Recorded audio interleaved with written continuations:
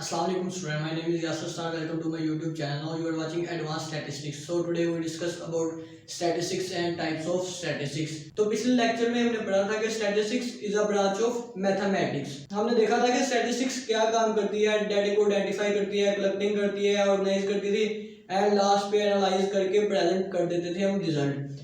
So there are two types of statistics: descriptive statistics, inferential statistics.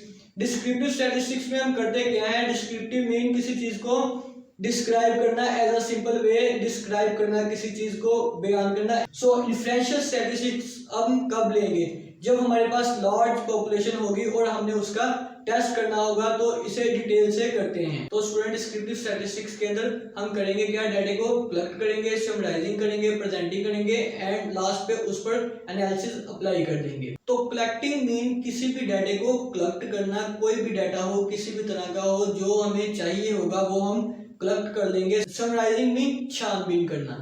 छानबीन करना मतलब जो डाटा बेहतर है वो हम ले लेंगे, जो हमारे काम का है वो हम ले लेंगे. उसके बाद प्रेजेंटिंग में हम अपने डाटा को चार्ट्स बना के, ग्राफ बना के शो करते हैं, प्रेजेंट करते हैं. एंड लास्ट पे एनालिसिस जैसे कि मैंने आपको पिछली वीडियो में भी बताया था कि एनालिसिस में हम क्या करते हैं, कोई भी स्टैटिस्टिक्स के अंदर फार्मूला आ जाए, मेथड आ जाए या कोई भी क्वेश्चन हो, जो भी टेस्ट हम अप्लाई करेंगे, जो भी फार्मूला अप्लाई करेंगे उसे हम एनालिसिस कहेंगे. इसकी एक छोटी सी एग्जांपल देता हूँ और उम्मीद करता हूँ कि आप सबको समझ आ जाएगी. तो ये डिस्क्रिप्टिव स्टैटिस्टिक्स की एक छोटी सी डेफिनेशन है. हमने ये डिफरेंट तरह के सेट्स पढ़े हैं. जब हम किसी भी रियल नंबर को ब्रैकेट में लिख देते हैं तो उसको हम कहेंगे टेबुलर फॉर्म. ठीक है, जब किसी भी रियल नंबर को ब्रैकेट में लिख देंगे वो हमारे पास टेबुलर फॉर्म हो जाएगी. और जब हम इसे एज अ स्टेटमेंट डिस्क्राइब करेंगे, बयान करेंगे, उसे कहेंगे डिस्क्रिप्टिव फॉर्म. जैसे कि मैंने लिखा है set of first 5 natural number. तो ये क्या है, बयान कर रहा है, हमारी बात बता रहा है, बयान कर रहा है. Set of first 5 natural number के फर्स्ट 5 नेचुरल नंबर का सेट है. तो ये क्या हो जाएगा, डिस्क्रिप्टिव फॉर्म. जब हमारे पास ब्रैकेट में आ जाएगा, रियल नंबर आ जाएंगे 1 2 3 4 5, तो वो हमारी टेबुलर फॉर्म हो जाएगी. जब हम ऐसे इंग्लिश में उसे बयान कर देंगे कि सेट है फर्स्ट 5 नेचुरल नंबर का, तो वो हमारी डिस्क्रिप्टिव स्टैटिस्टिक्स में आ जाएगी. तो ये इन्फ्लुएंशियल स्टैटिस्टिक्स की मैंने डेफिनेशन लिख दी है. Influential statistics using data collected from a small group to draw conclusion about a large group. तो इन्फ्लुएंशियल स्टैटिस्टिक्स के अंदर हम करते क्या है, स्मॉल ग्रुप में डाटा कलेक्ट करते हैं और नतीजा निकालते हैं लार्ज ग्रुप का. स्मॉल ग्रुप में डाटा कलेक्ट करेंगे और उसकी बेस पर नतीजा निकालेंगे लार्ज ग्रुप का. इसकी एक छोटी सी एग्जांपल मैं आपको बताता हूँ. जैसे कि मैं क्लास में कुछ प्रेजेंट कर रहा हूँ, प्रेजेंटेशन होती रहती है क्लास में, तो मैं कुछ प्रेजेंट कर रहा हूँ, मुझे कैसे पता चलेगा कि मेरी प्रेजेंटेशन जो है वो पूरी क्लास को समझ आ रही है. तो मैं करूंगा क्या है, 50 बच्चों की क्लास है, कोई से 3-4 लोग एज अ सैंपल में ड्रा कर लूंगा, उनसे क्वेश्चन करूंगा.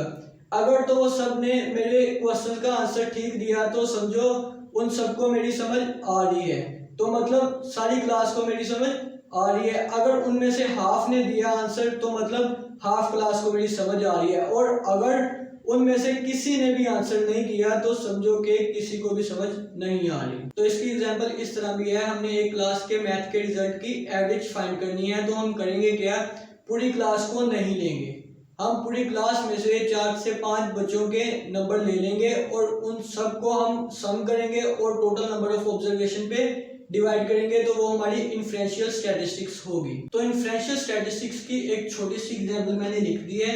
हमें एक क्लास के मैथ के नंबर की एवरेज फाइंड करनी है, तो हम करेंगे क्या, उसमें से पूरी क्लास में से कुछ सैंपल ड्रा कर लेंगे. मैंने ये 3 सैंपल ड्रा किए हैं. एक बच्चे के हैं 45 नंबर, एक के 35 नंबर है और एक के 20 नंबर. तो हम करेंगे क्या, इन सबको सम कर देंगे, जमा कर देंगे. टोटल जो भी आंसर आएगा, जमा करने से जो भी आंसर आएगा उसको टोटल नंबर ऑफ ऑब्जर्वेशन पे, जितने बॉयज मैंने लिए थे 3 लिए थे, तो 3 पे डिवाइड कर दूंगा. ये हमारे एवरेज मार्क्स आ जाएंगे. तो ये है इन्फ्लुएंशियल स्टैटिस्टिक्स. तो इन दोनों में डिफरेंस ये है कि अगर डिस्क्रिप्टिव स्टैटिस्टिक्स में हम मैथ के नंबर लेते तो हमने पूरी क्लास के मैथ के नंबर लेने थे और पूरी क्लास की एवरेज फाइंड करनी थी. लेकिन इन्फ्लुएंशियल स्टैटिस्टिक्स के अंदर हम करते क्या है कि कुछ सैंपल पॉपुलेशन से ड्रा कर लेते हैं और फिर उनकी एवरेज ले लेते हैं. तो जो इनकी एवरेज आएगी यही इनकी क्लास के मैथ के नंबर की एवरेज होगी. तो उम्मीद करता हूँ आप सबको मेरी समझ आई होगी। इंशाल्लाह नेक्स्ट लेक्चर में मिलेंगे, तब तक के लिए मुझे दीजिएगा इजाज़त। अल्लाह निगहबान।